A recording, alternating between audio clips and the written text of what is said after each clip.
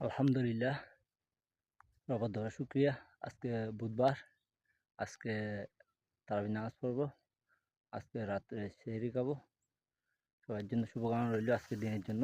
আর এখন আমি কলা কেটে নিয়ে চলে আছি তাদের বাসার দিকে। দেখতেছেন